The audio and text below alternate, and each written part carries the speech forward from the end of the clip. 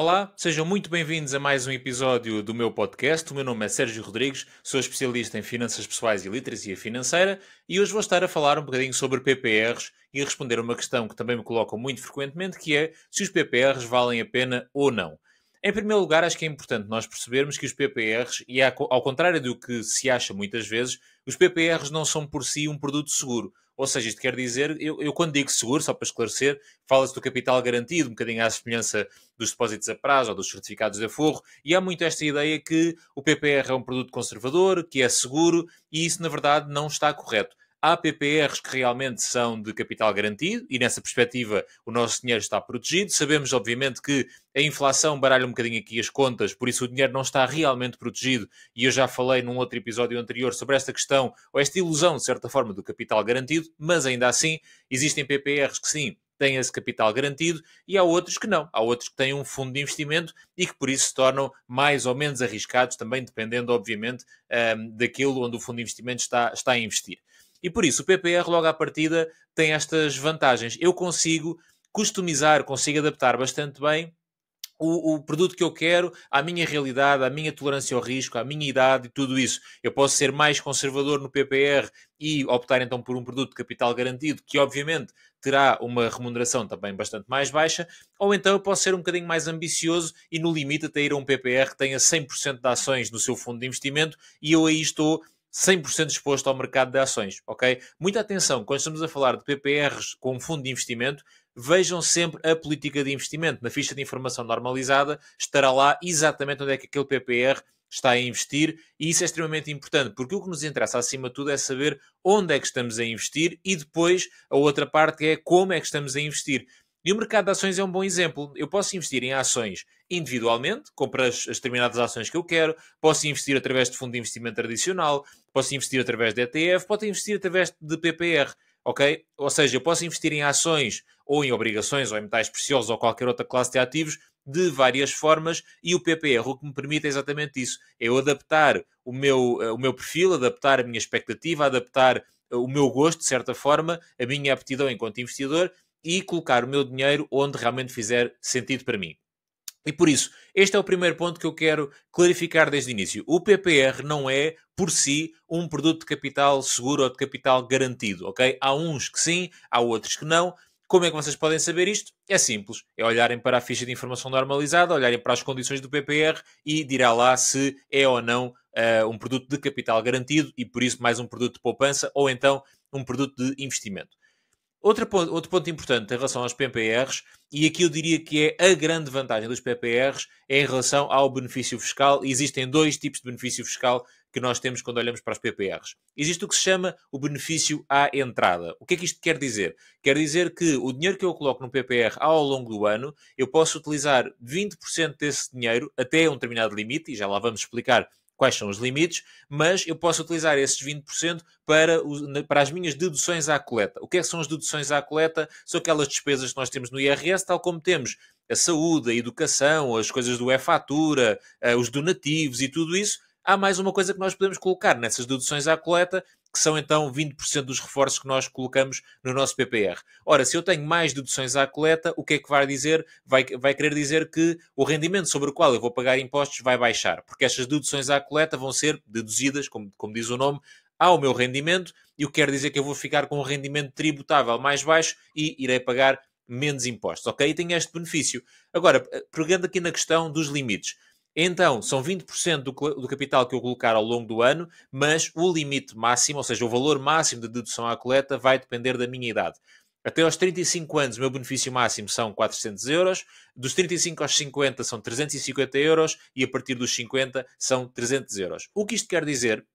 Que se eu maximizar ou quiser maximizar o meu benefício fiscal de PPR, o que eu tenho que fazer é colocar 2.000 euros por ano até aos 35. E porquê 2.000? Porque 20% de 2.000 são 400. Dos 35 aos 50 eu posso colocar até 1.750 e dos 50 para a frente coloco 1.500. Estes são os valores para eu maximizar o meu benefício fiscal. Agora, há dois pontos importantes e que muitas vezes se confundem.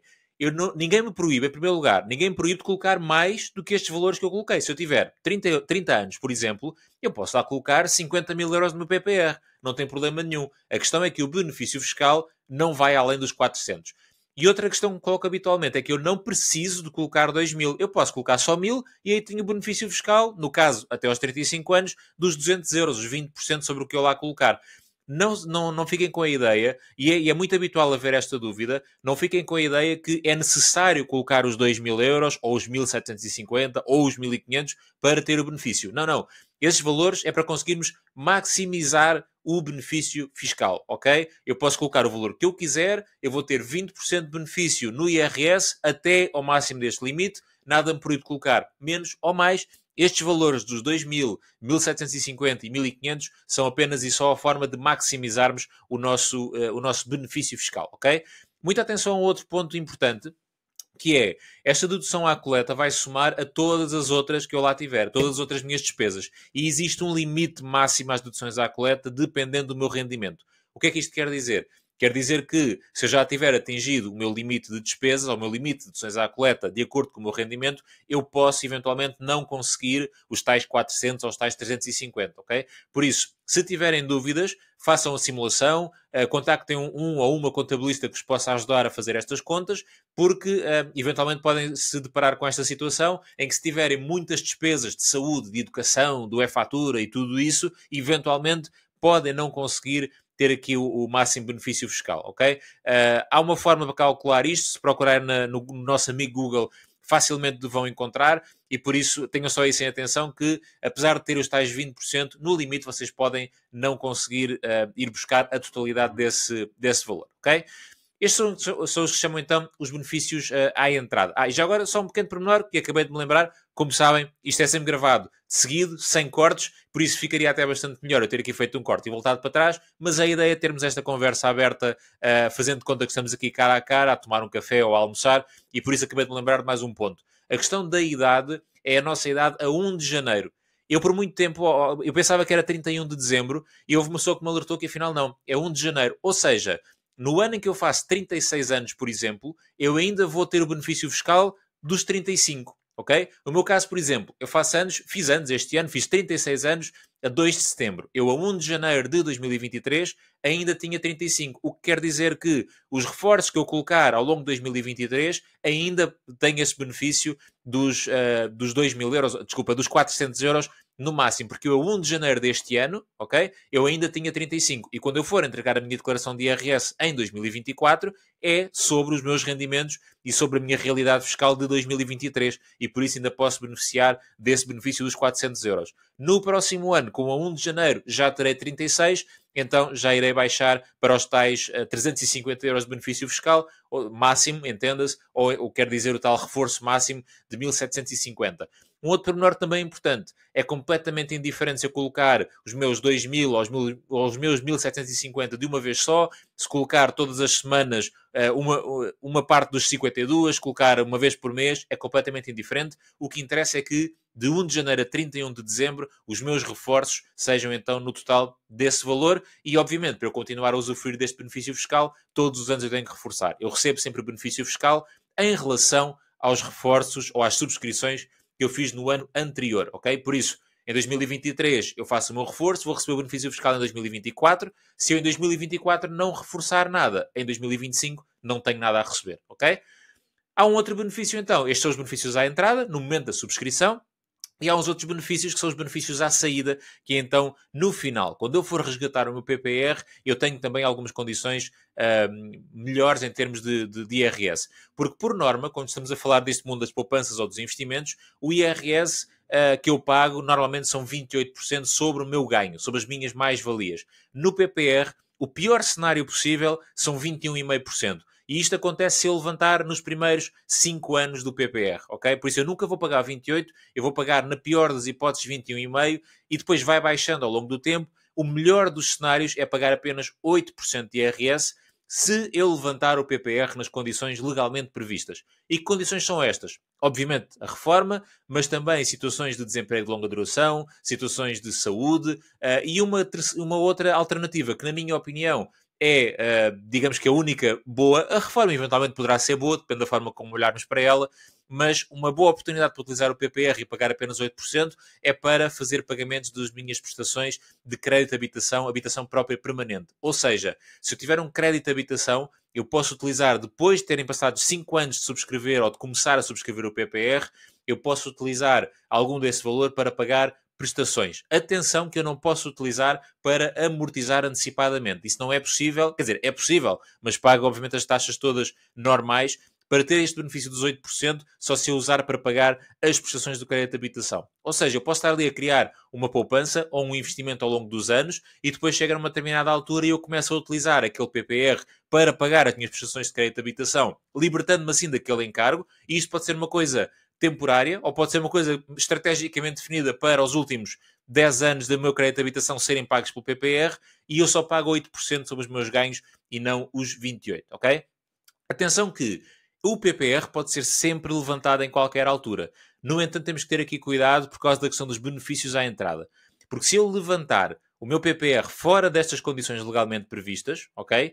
E eu tiver usufruído daqueles benefícios fiscais à entrada, eu vou ter que devolver esses benefícios ao Estado com uma agravante de 10% por cada ano nos últimos 5 anos. O que é que isto quer dizer? Quer dizer que se eu levantar o meu PPR agora porque me apetece, fora destas condições, eu posso fazê-lo, mas o benefício fiscal que eu recebi há 5 anos, os tais 400 euros, eu vou ter que devolver esses 400 e mais 50% de agravamento, por isso vou ter que devolver 600 euros ao Estado em termos de benefício fiscal, ok? Muita atenção a isto, porque há pessoas que estão a fazer, e bem, e eu entendo o ponto de vista, que é subscreverem um PPR, normalmente o PPR mais agressivo, com mais componente de ações, para beneficiarem das taxas de IRS mais favoráveis no final do prazo. O que faz muito sentido. O que estas pessoas fazem é que não usufruem destes benefícios à entrada e, obviamente, se não os receberam, também não há nada a devolver. Ou seja, fazem um investimento em um PPR, por exemplo, 100% de ações, durante 5 anos, e no final, se tudo correr bem, tem uma mais-valia interessante, durante estes 5 anos aquilo valorizou,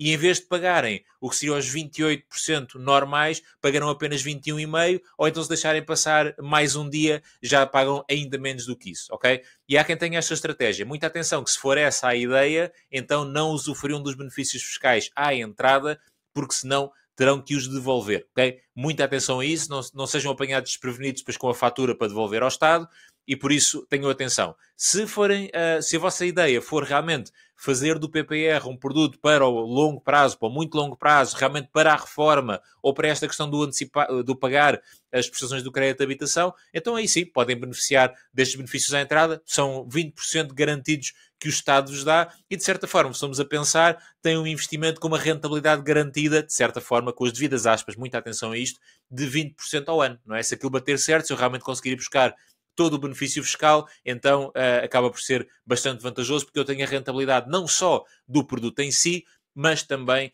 os tais 20% que o Estado me dá.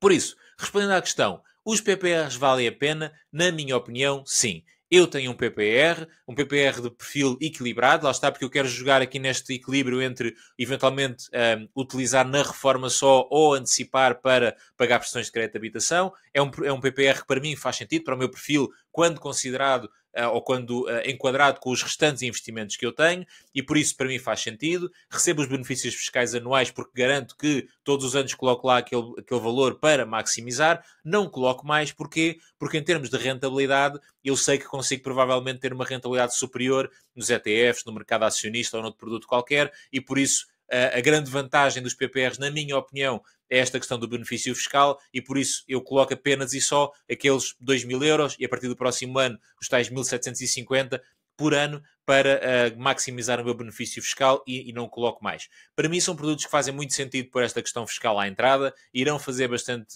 sentido nos benefícios fiscais à saída e, na verdade, tenho muita pena que não exista esta possibilidade em outros produtos. Nesta perspectiva do longo prazo, quanto mais tempo eu deixar o meu dinheiro investido, menos eu pagar de impostos, e isso não acontece nos outros produtos. Existem também o que se chama seguros de capitalização, que também tem uma tributação um bocadinho mais simpática, mas ainda assim não tão vantajosa como esta. Mas eu, por exemplo, veria com muito bons olhos se o investimento em ETFs, o investimento em ações, também beneficiasse de alguma fiscalidade um bocadinho mais simpática se estivéssemos a investir no longo prazo. E então a pergunta que também se podem estar a fazer é: porquê é que o Estado dei estes benefícios todos aqui ao PPR. Aos custos de capitalização também já perceberam que sim, mas são menos, e a conversa de hoje é realmente sobre PPRs.